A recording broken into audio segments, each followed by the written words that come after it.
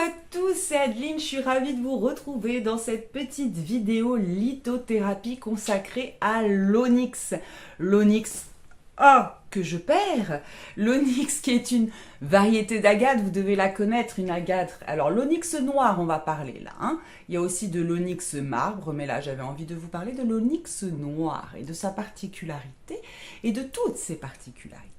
Alors l'onyx, il faut savoir que c'est une pierre qui est relativement peu coûteuse, tout simplement parce qu'il y a énormément de gisements dans le monde, qu'on la trouve un petit peu partout. Ça n'empêche que quand même, elle a des effets assez spectaculaires, notamment au niveau des oreilles, au niveau physique. Alors, elle rééquilibre l'oreille interne et va donc atténuer tout ce qui est bourdonnement dans les oreilles, acouphènes, et déséquilibre, bien évidemment, pour ceux qui ont des pertes d'équilibre. À savoir aussi que par contre, elle est déconseillée aux femmes enceintes. Voilà. Pour toutes celles qui veulent avoir un lien particulier avec leur enfant, il est vrai que l'onyx est reconnu pour couper un petit peu ce lien. Voilà. Donc, voilà, si vous êtes enceinte, pas d'onyx. Mais à part ça, je pense pas que vous êtes tous enceintes. C'est une merveilleuse pierre, notamment au niveau de cette oreille interne.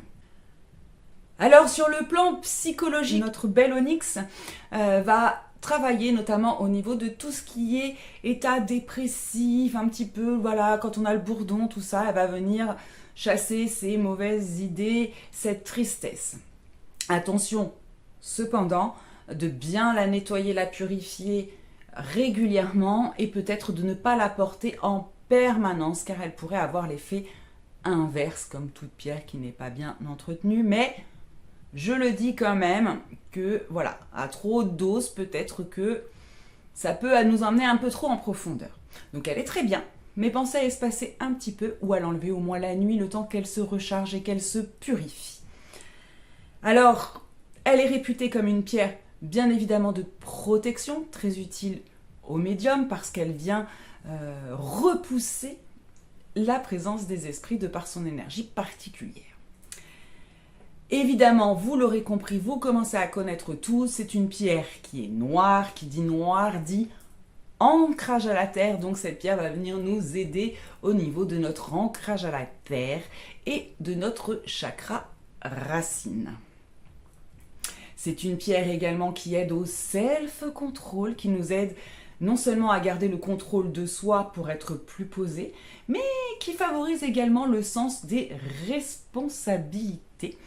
Voilà, pour chacun. Ce qui est plutôt pas mal et pour le coup, comme pierre de protection, de self-control, de prise de responsabilité, moi je trouve que c'est une pierre qui s'associe particulièrement bien aux adolescents. D'accord ? Au niveau de sa purification, l'onyx adore l'eau. L'eau courante, c'est mieux. Maintenant, l'eau tout court, c'est très bien. Ne vous prenez pas la tête sur les rechargements.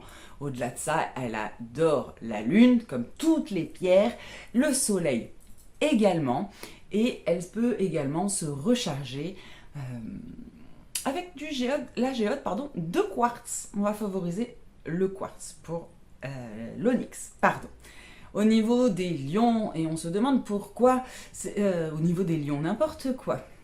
Donc vous l'aurez compris, je parle aussi des signes astrologiques, c'est une pierre qui est particulièrement adaptée aux lions, aux capricornes, aux sagittaires.